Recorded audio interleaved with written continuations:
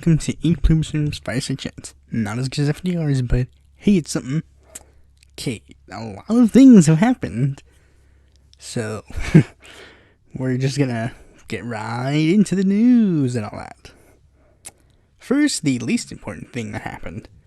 GOP unveils agenda in bid to oust Pelosi as Speaker of the House. House Republicans on Tuesday unveiled a set of legislative promises in an effort to rally support for ousting Democratic House Speaker Nancy Pelosi. The Commitment to America contains 17 agenda items and resembled the 8-point contract with America that in 1994 helped Republicans retake the House in the first time in 40 years. Republicans helped build the greatest economy in a generation, and the American way of life was thriving. We will do it again. That is our commitment to you, House Minority Leader Kevin McCarthy said in a press release. They are weird. You see, it says here they commit to bringing high-speed internet to every household in the United States, launching a 5-year plan to fix our roads, bridges, and airports while cutting the permitting process time in half.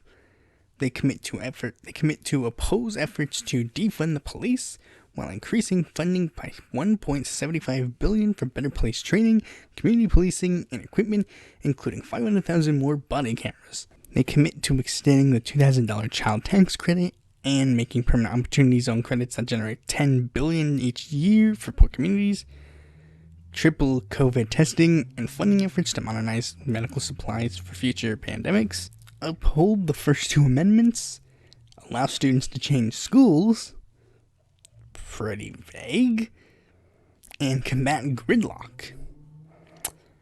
Yeah, you see, the problem with, Republicans trying to, or Democrats for that matter, Democrats, I'll get to that in a second, but, when they try to do this whole big legislative, we're going to do this big thing where we're going to change everything up and blah, blah, blah, everybody immediately has to point out this simple fact. Well, then, why didn't you do it previously? Republicans, they had the first 2 years, complete supermajority, first 2 years. Why didn't they do any of this then? Why didn't they commit to high-speed internet to every household in the first 2 years of the Trump administration? Why didn't they do that? Simple. Because they don't want to do that. Because they don't care about that. And they're only doing this to try and draw up some support due to the fact that they're obviously going to lose come November.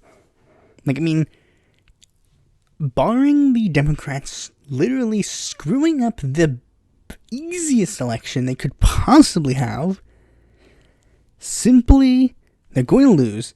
Democrats are going to retain the House. They're more than likely going to keep the Senate. Take the Senate. And Joe Biden is more than likely going to be winning the presidency. Not with my help, because I already sent in my mail-in ballot for Hawkins. They might get my help on other things, but not on the presidential level. And no, I'm not going to feel bad, because there's literally no possible scenario where my vote would have magically made it different. If somehow Biden loses North Carolina by 1 vote, my vote wouldn't have changed anything. If I voted for him, it would have been a tie. Then they probably would have just split the electoral votes in half. Just be a quick done deal. Or if anything, SCOTUS will try to do a recount, and then the recount will change its vote here or there. I don't know. But anyways, a lot of the other things that they say are just stupid. For example, the culture war. They're trying to do the culture war with the police thing. No one cares. Nobody, very few people are on the side of the police. At this point in time, most people are not on the side of the police. They've just decided, no, screw the police. No. Okay. The next story is coming from the good old US of A, doing its biggest thing, voter suppression. What do I mean by that? Democrats have kicked Howie Hawkins off of the Pennsylvania, Wisconsin, and I think one other state's ballots. This has a mixed thing because, you see, the Democrats had actually tried to remove the Greens from a couple of these state ballots earlier, but they were declined to do so, which led to a problem because the state had already decided that they were going to print ballots without Howie Hawkins' name on it, because Howie Hawkins, was like, hey, why did you kick him off the ballot? I deserve to be on the ballot. And the Democrats were then blaming him for preventing mail-in ballots from going in. Like, they're like, the Greens are trying to ruin our process by trying to put their names back on the ballot when we already dismissed them and threw them off the ballot. It's like, you're the one doing this. You did this. The Greens were on the ballot. Why'd you take them off? And they're fighting to get back on the ballot because for some reason you decided to take them off. But now they're officially off. And Democrats have had this very condescending reaction because that's what they're known for. With A.D. Barkin explicitly saying this, hallelujah, best news of the day by a mile. Absentee ballots in Wisconsin can be mailed as scheduled now. Plus, there will be no Green Party spoiling on the ballot, so the choice will be crystal clear. Fascism or democracy, Trump or Biden. To which I immediately thought about one of my favorite Oni Plays moments with this explicit quote. Unfortunately, that's not how things work in real life, so that doesn't happen. Yeah, I hate to break the news to literally anybody who doesn't have an IQ higher than 5. That's not how things work. In fact, that might actually have the exact opposite consequence. And you want to know how to know this? I've seen this online. Many people have openly stated that now that Howie Hawkins has been removed from the ballot, they will no longer be voting come November, which will hurt down-ballot Democratic races, and many people who live in other states who are going to vote for the Green Party on top of the ticket and then vote Democrat on the bottom of the ticket. More specifically, the one that I remember came from Colorado, a potential flipping Senate seat. You know what they said? They said now they will be leaving the Senate option blank because of what the Democrats did in these other states.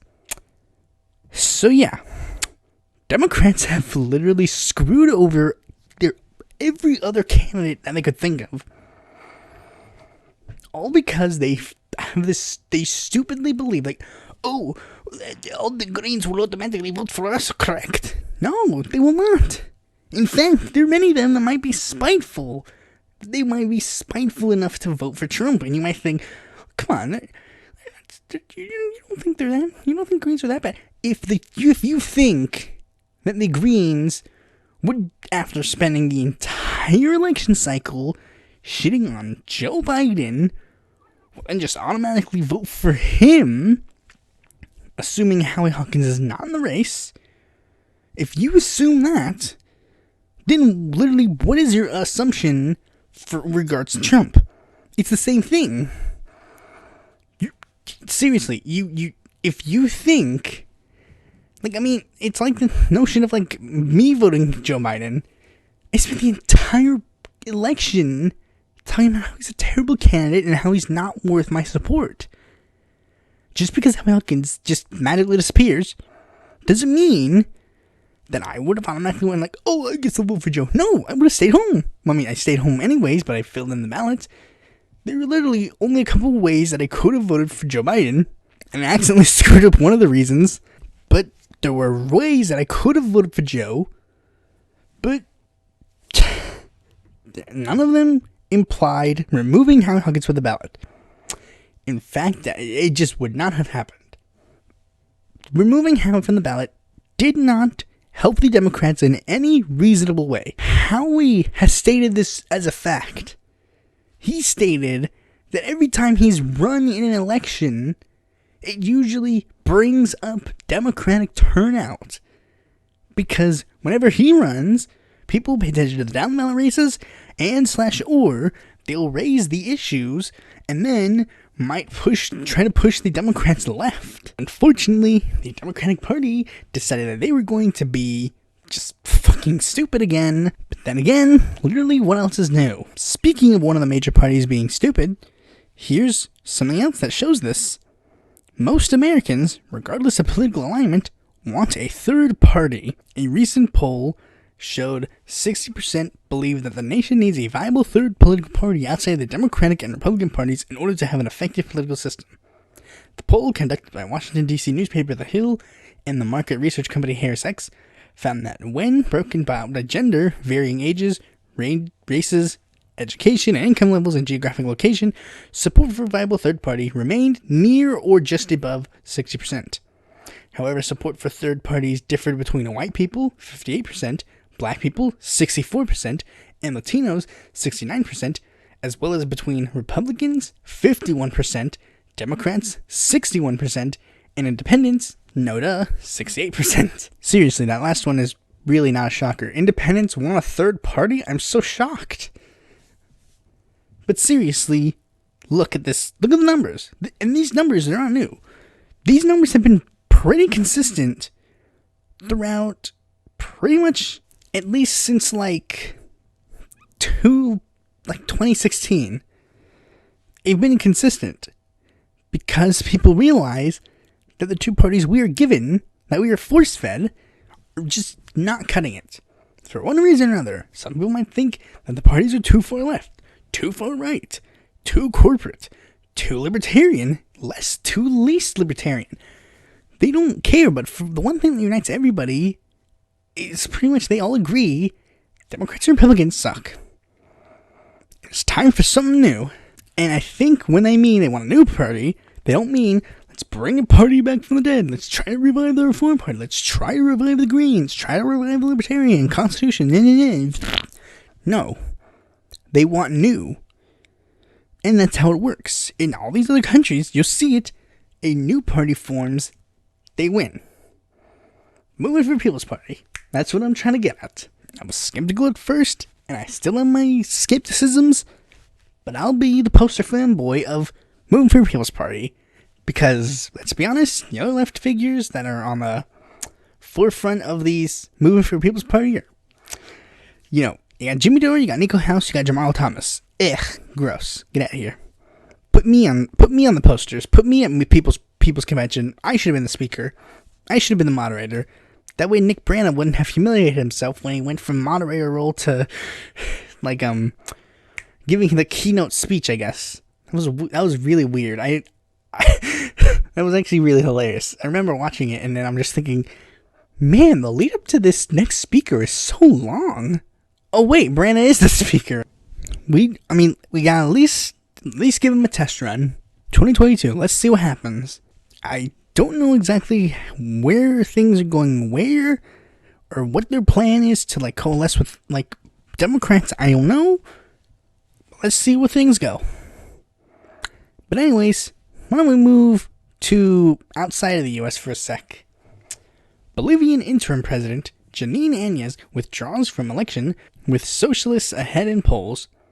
Bolivia's conservative interim president Janine Áñez pulled out of next month's general election on Thursday, a move that should strengthen other candidates running against the front-running Socialist Party of ex-leader Evo Morales. Áñez said in a video message she sought to unify those opposing the candidate for the party of Morales, who resigned last year after an election sparked widespread protests. Áñez, a former senator, took office in the power vacuum that followed Morales' departure. The October 18th vote is the delayed rerun for the 2019 ballot. Áñez's candidacy has sparked controversy after she initially ruled herself out and pledged to guide the country to transparent new elections. Socialist candidate Luis Arce of the MAS Party leads in opinion polls, followed by centrist former President Carlos Mesa. Áñez has been in 4th place.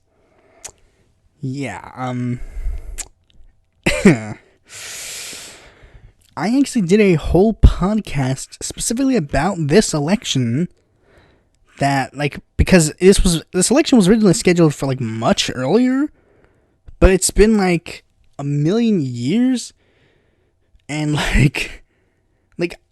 they keep delaying the election, which many people have been speculating that the reason why they're delaying the election is because they're hoping that if they keep delaying the election, that they can eventually just push I don't know, like they can somehow get another candidate to be polling ahead of Luis Arce, because through the entire election cycle, like, the mass candidate has been winning the polls. Like, I mean, even if it's like him and another candidate going to a runoff, he's still always usually the highest polling candidate. And as they stated, Agnes, like, she was polling in like 4th. She's the incumbent. Like, she is literally the incumbent president. And she was polling in 4th place in the election. And for those who don't know how Bolivia's elections work, let me give a brief thing. They have to at least get 40% and have a 10-point advantage over second place to avoid going to a second round of voting. And here's currently how things are going. In a recent poll, Arce had 40.3%. Mesa had 26.2%. Luis Fernando Camacho, who is a literal fascist, has 14.4%. Yeah, they literally ousted Morales for like a couple months of power. Granted, there are some polls that do show closeness.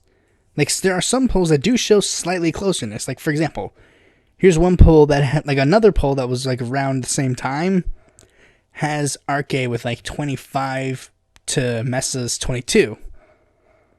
Which is also a bit troubling, because there's another poll that shows, like, possibilities of both of the candidates. Like they have, like, Arce versus Camacho, Mesa, and Agnes. And the most recent ones have Arce losing to Mesa and Agnes, but beating Camacho. But I do have faith that Arce's probably going to win. I'm going to say it. I think he more than likely will squeeze through this. And this would have all just been a weird, funny time when the U.S. just kicked a popular president out of his country just for funs and giggles. And then somehow people who were supposedly on the left somehow, for some reason, wanted to say, oh, you know, they had complete justifications for doing that. Anyways, speaking of Latin leftists, Mexico's AMLO proposes referendum on prosecuting country's ex-presidents. Mexico's president has announced plans for a referendum on whether to prosecute his unpopular predecessors, saying that he wants the people to give him the green light for any legal proceedings against the country's former presidents. AMLO delivered a document to the Senate on Tuesday asking for a plebiscite on prosecuting former presidents to be held along the midterm elections on June 6, 2021.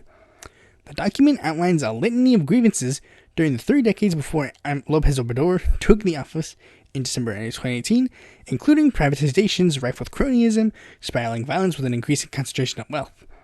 Lopez Obrador has previously stated that he opposes putting past presidents on trial, saying we must not be anchored to the past, but has a track record of putting controversial ideas to the people. Some interesting things about this is, the biggest thing people have been taking away from this is that a majority of people don't really seem to think that AMLO is legitimately trying to get any of the past presidents in jail. Like, and when I say the past presidents, I mean, like, he implicates pretty much every single president in Mexico that is still alive, with the exception of one, Luis Echeverria, who's a 98-year-old man, and AMLO's probably like, just let the guy die, pretty much. I mean, Echeverria, he's done some bad things, but again, he's like a 98-year-old man.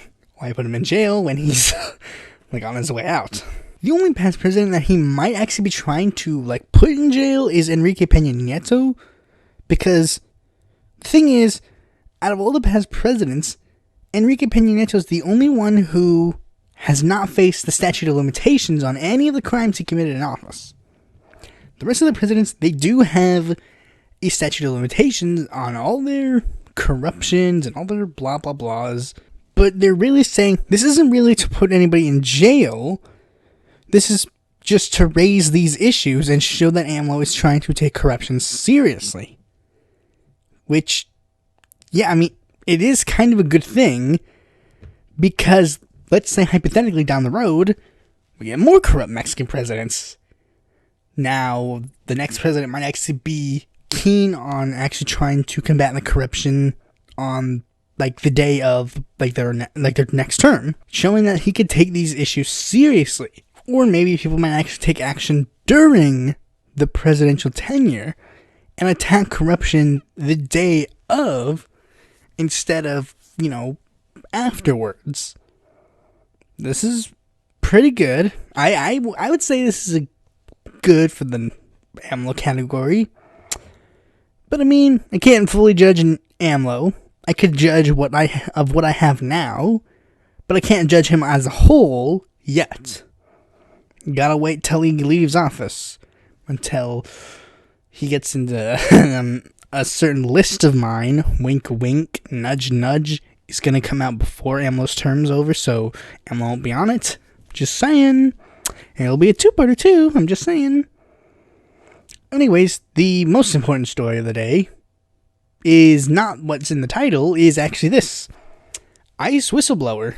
Nurse alleges hysterectomies on immigrant women in the U.S. Advocacy groups have filed a complaint against a migrant detention center in the U.S. allegedly medical neglect and a lack of virus safety measures. The complaint condemns the practices and conditions in the private Irwin County Detention Center in Georgia. It is based on the allegations of a whistleblower, a nurse identified as Dawn Wooten. She worked in the center, which houses immigrants detained by ICE. As part of her complaint filed on Monday, Ms. Wooten expressed concerns about the high number of hysterectomies performed on Spanish-speaking women in the center. The nurse said detained women told her they did not fully understand what they had to get a hysterectomy, an operation involving the removal of all or part of the uterus.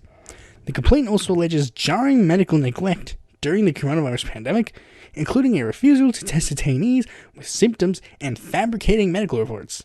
I became a whistleblower, now I'm a target, Ms. Wooten said in a press conference on Tuesday. But I'll be a target anytime, she said, rather than staying a part of what she calls an inhumane system. Speaking to reporters, Ms. Wooten alleged gross misconduct at the center with respect to COVID-19 precautions and said that she was demoted after protesting the conditions and staying home while symptomatic.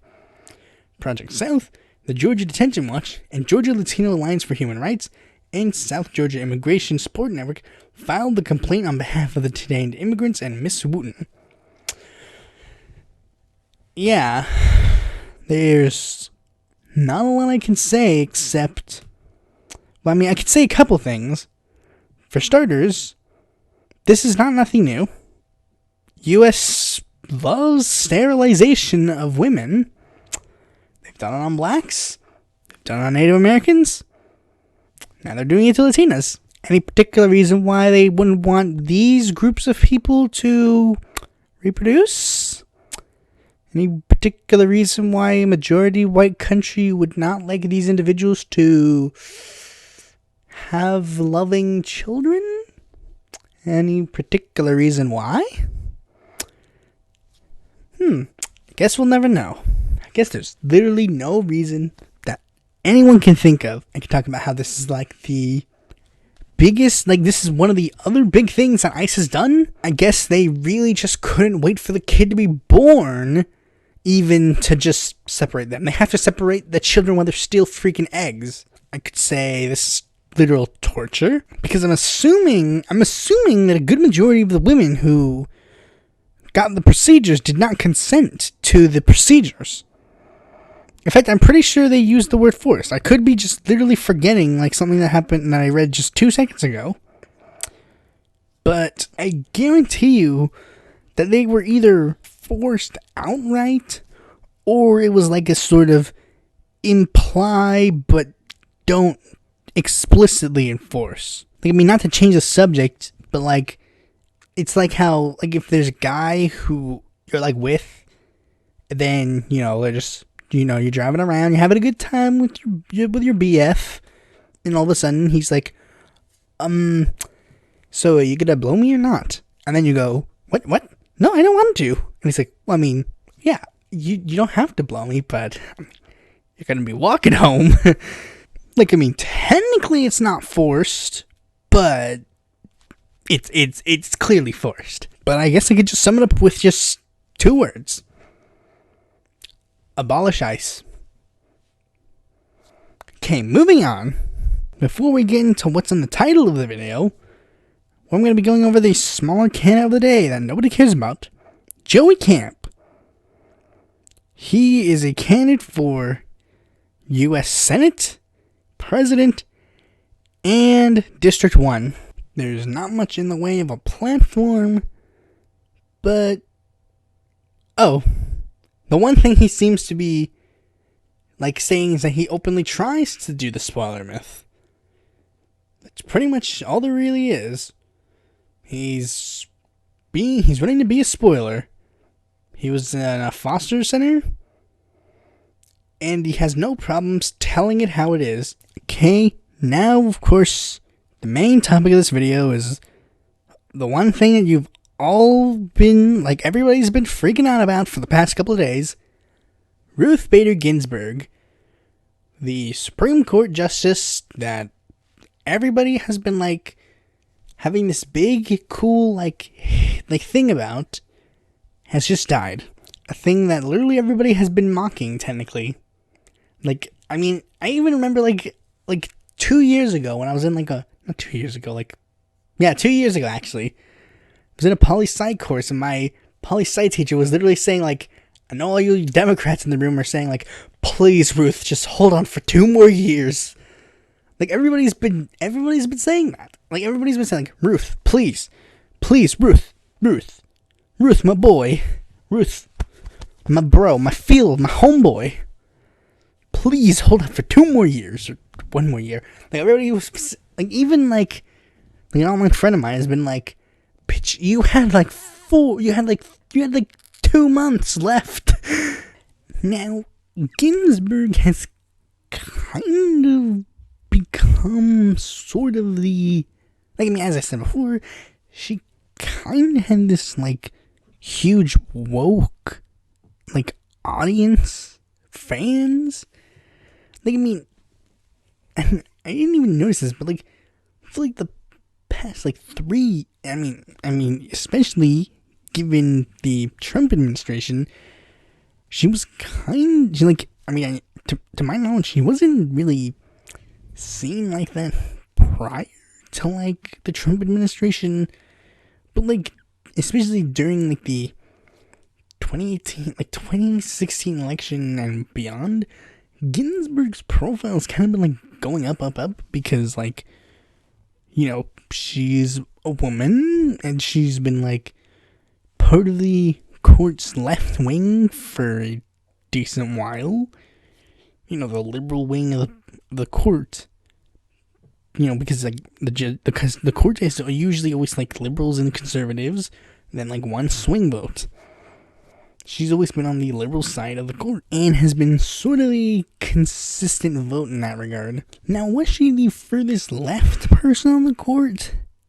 And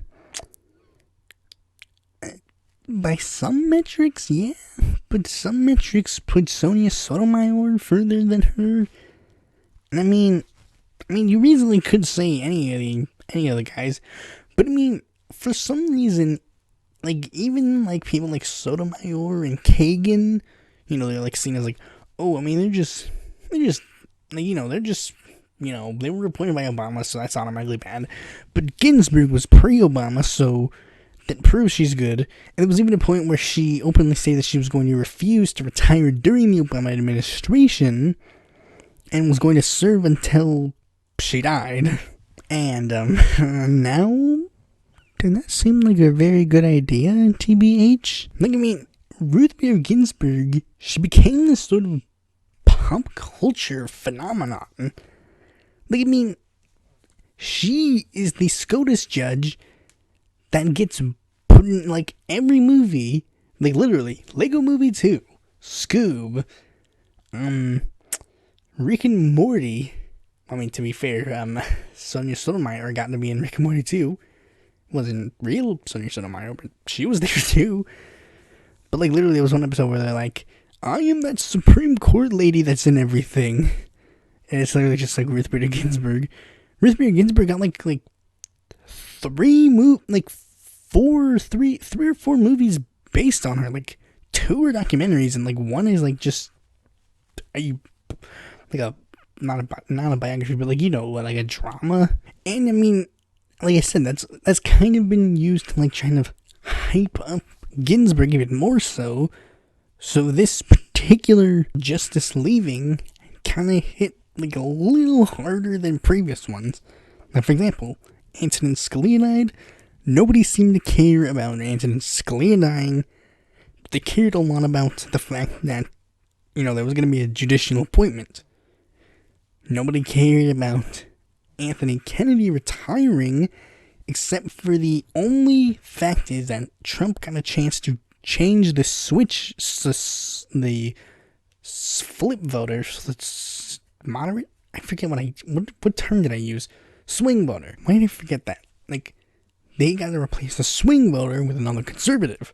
But Ruth's death in particular seems to be a bit more dramatic. Because believe it or not, here's the thing about a president and them and their Supreme Court, all this jazz. The president has 5 goals with the Supreme Court. Always 5 goals. But only 4 of which are 100% attainable. The 5th one is completely unattainable unless there's some magic coincidence. What's the 5th goal? Being able to replace all the justices with justices you agree with. That never happens. That is never going to happen, period. But it's a dream. I guarantee you, if you're a Biden supporter, you want him to replace every single justice on the court with someone he agrees with. Someone you agree with. If there was a Supreme Court with 9 Ruth Bader Ginsburgs, liberals would be happy. If there was a Supreme Court with 9 Samuel Alitos, people would be happy. I mean, they would be happy. But the 4 more realistic goals are as follows. 1. Replace the radical of your political ideology with someone even more radical. For example, if you're a conservative, you want to replace Antonin Scalia with someone further to the right than Scalia. If you're a liberal, you want to replace Ginsburg with someone more liberal than her. Okay. Number 2. Replace the swing voter. Because the swing voter is a big deciding factor. Get someone who leans in your direction. For example, Anthony Kennedy. He was no liberal, but he was center-right, as opposed to Clarence Thomas or Samuel Alito, or to a lesser degree John Roberts, and of course Antonin Scalia. There was some sort of crossover appeal to him and the liberal justices. I mean, even to a degree, the swing voter it can even shift sometimes. For example, when Kennedy left, that sort of left a vacancy. Who's the swing voter now? Because now it's like Roberts, then, the other conservatives, and there's 3 liberals. Who's the swing vote now? John Roberts had to sort of step up to the plate to be the swing vote, which was seen as like impossible given his original confirmation, but he became the swing voter because he's slightly to the center compared to the rest of his colleagues. Speaking of Roberts, there's another goal. Try and get the Chief Justice. Chief Justice, it's their court. They make the rules, and that will guarantee that your political ideology will have a say for however long they're on the court. Like, it's never been the Ginsburg court. Ever since Roberts got appointed, it's been his court. Right? And the last one, which is the one of this video, get the person who is the radical of the other side, you get rid of your biggest opponent, which is what many people have been seeing happen with Ginsburg. Which, of course, begs the question that many people have been asking. Will the Republicans appoint a new justice, or will they take up a moral high ground and say, since the last election, we set a precedent that an incumbent president in their last year can't... Sorry, I couldn't say that with a straight face. Of course, the Republicans immediately went, we're going to fill this vacancy. In fact, they very openly stated during the midterms, during the entire cycle of this 2020, they said, if President Trump had to appoint, and if a court justice died in the last year of the Trump administration, what would you do? McConnell said, oh, we'd fill it. And now liberals have this big reaction on Twitter where they're posting all these tweets of Lindsey Graham and saying we need to do this and blah blah blah. We have to handle it this way. People trying to post all these things where they try to say but here's the thing. Here's the biggest thing everybody's been realizing. I mean, they don't realize this, but everybody who has a brain realizes this. They don't care. The GOP doesn't care. They do not care. At all. I literally tweeted about this. People have been trying to say, oh, here's how we're going to prevent the Republicans from trying to replace Ruth Bader Ginsburg. We're going to pressure Republicans in very flippable seats to vote to not confirm any justice that that will replace Ruth Bader Ginsburg. We'll try to get them on some sort of moral high ground and how we need to do this and we need to use the filibuster and all this. It's dude, GOP senators do not care about principles. If they did, they would not be members of the GOP. And many of the justices in highly flippable states this election cycle have already made up their mind. Tom Tillis, my senator, has openly stated, we'll fill this vacancy. He knows he's going to lose, so he might as well go out swinging. And even the ones who have made their mind saying that, oh yeah, I'm going to go on principle, we can't trust them. Suzanne Collins, she went back on Brett Kavanaugh. How can we trust her? That's the whole reason you're primary. That's the whole reason you're trying to get rid of her. And 3, you're really going to try and use the filibuster, and then you're going to try to abolish it in 2 months? I get it. You do want to be a little bit like Republicans, and, it's okay with me and not for thee, but, sometimes it's just not how it works. And I've been spending most of this time talking about Ruth Bader Ginsburg, the cult around Ruth Bader Ginsburg, and the whole situation surrounding Ruth Bader Ginsburg and all this stuff. And I've really been talking about Ruth Bader Ginsburg herself. Now, what do I think about Ruth Bader Ginsburg? Overall, I like her. I like her fine. She was a good justice, at least in modern times. I can give her that. She's done really good judicial things. She's fought for women's rights, which is kind of her thing. Even, using she was credited with influencing her colleagues on a very specific case, Safford United School District versus Reading, where a 13-year-old student, a 13-year-old female student, they were searching her for drugs, and then one of the searches they had her stripped down. And most of the justices didn't really see the issue at first, and then Ruth Bader Ginsburg pointed out, to be fair, I get why most of my colleagues don't understand it. They don't understand why it's so humiliating, but I should explain to them why it's humiliating, because they've never been a 13-year-old girl before, and it's really shameful on the other justices, because it's really? You really don't understand why this is violating or anything like that? I don't know. But if, with women's rights, of course, the biggest thing that, Democrats say about women's rights is the right to an abortion. That's a big thing. It's there's a video on the internet where it's here's a video of the Supreme Court justices talking about the abortion issue, and it shows every single Supreme Court justice hearing of justices that actually got on the court since, the Roe v. Wade hearing. I think one of them was like slightly before Roe v. Wade.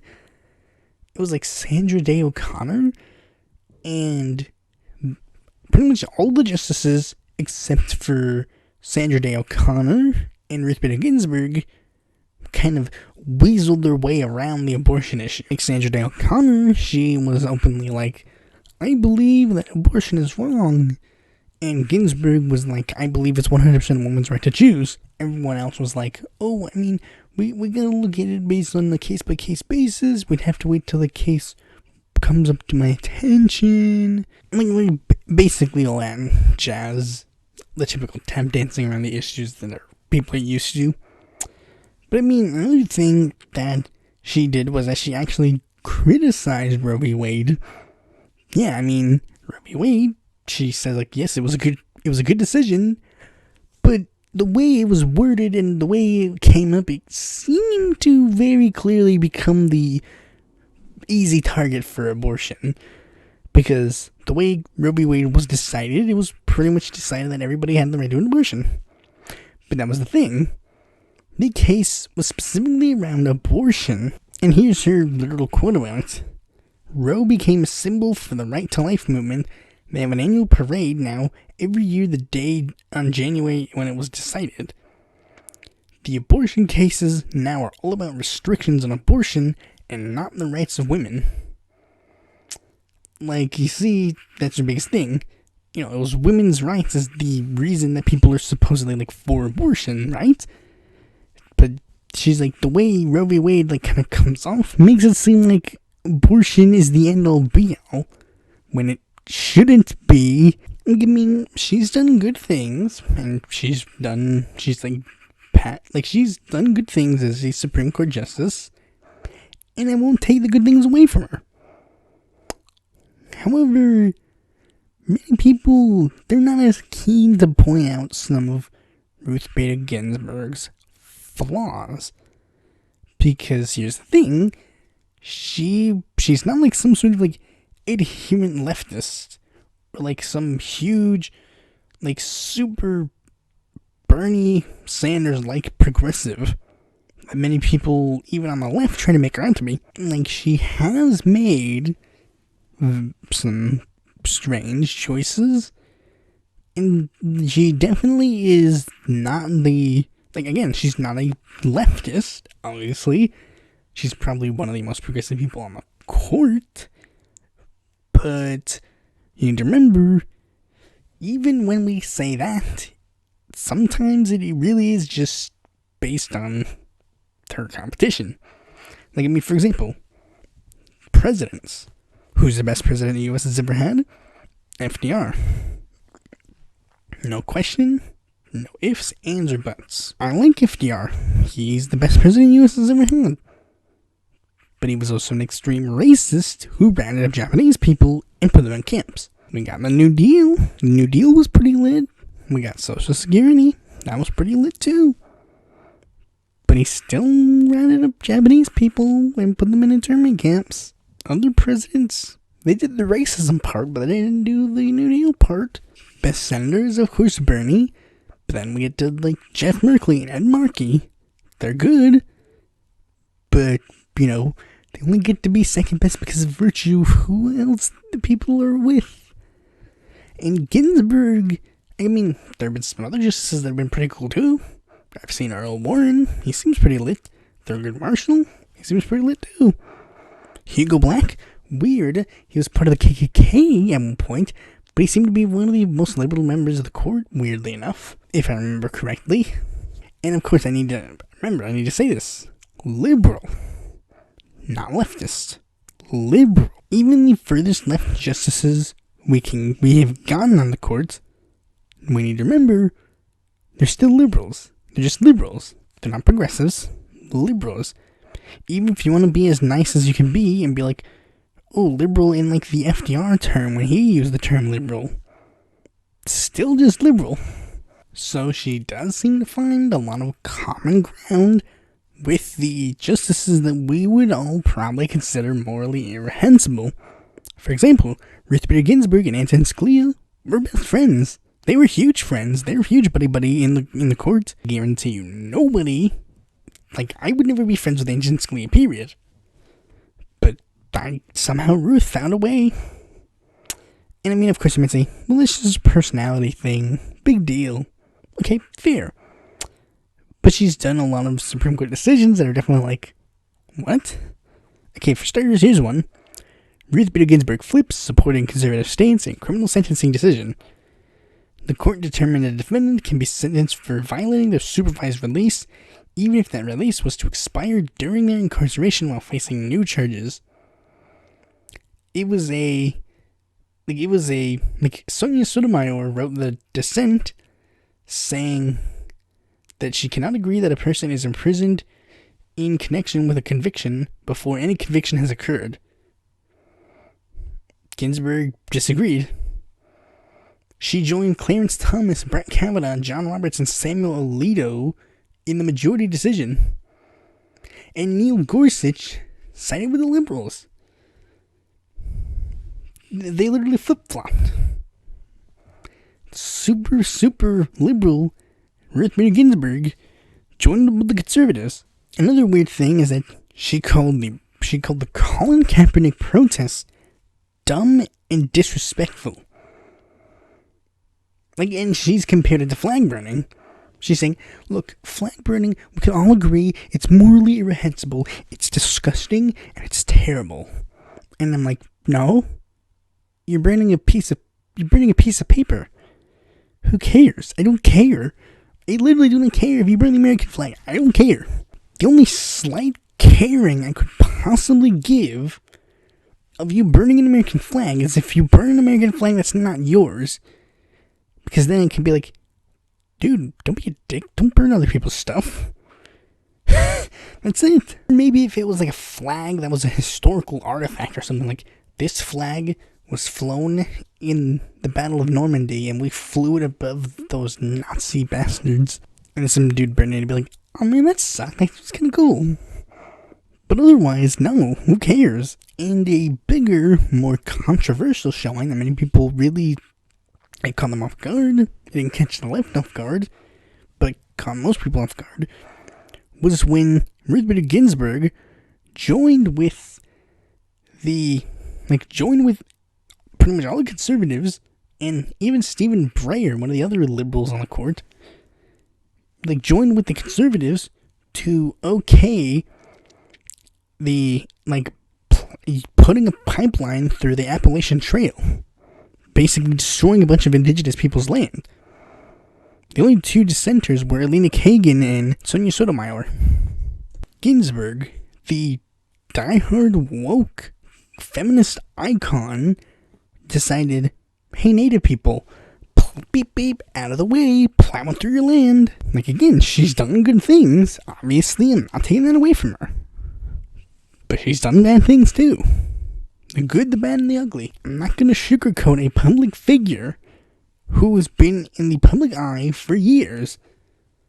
You can't sugarcoat who they are. And this isn't like some sort of hidden fact that just got magically revealed one day. Ruth Bader Ginsburg has been pretty open with just, I mean, you don't even have to ask Ruth Bader Ginsburg herself. You can easily tell.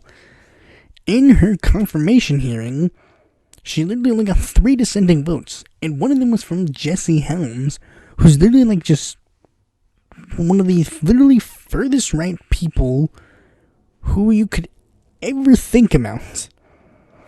He literally probably didn't vote for her just because she was a Democrat. If Joe Biden somehow, put Dan Lipinski as a possible SCOTUS person, I guarantee you he would have voted against him. And I mean, you can, and in the documentary, she explicitly states how she didn't move at all ideological wise on the court. No. I mean, they go into explicit, I think it's in the documentary titled RBG, just RBG. They explicitly state how when she began on the court, she wasn't that far left. She was near the middle ideologically in the court.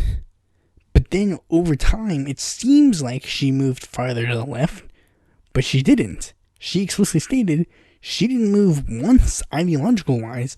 The court just moved right, ergo making her seem like the far left super liberal justice that she was. She didn't move once. And I mean, I guess you could also say that's something to commend her for. She didn't budge in her policies based on popular opinion, I guess. I don't know. But you need to, like, I mean, you can like Ruth Bader Ginsburg, that's fine. I'm not saying you can't. I like Ruth Bader Ginsburg, she seems fine.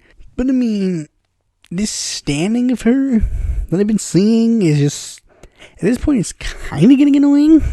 But I mean, you know, liberals needed a hero, and they sure do like their white old heroes like Nancy Pelosi and Ruth Bader Ginsburg. But I mean, Ruth Bader Ginsburg, at least she had some things that actually make her worthwhile at some point. Pretty much all I gotta say on that. Ruth Bader Ginsburg, she was a great justice. Probably would make it into the top 9 SCOTUS judges, and unless Democrats grow a spine, we're screwed. Good day. Thanks for watching this video. Be sure to like, comment, subscribe, and click that bell to be notified when the future video mine comes out. And if you're interested in more content from me, you can go to my website or follow my Facebook, Twitter, or join my Discord, or check out my articles in the Independent Political Report.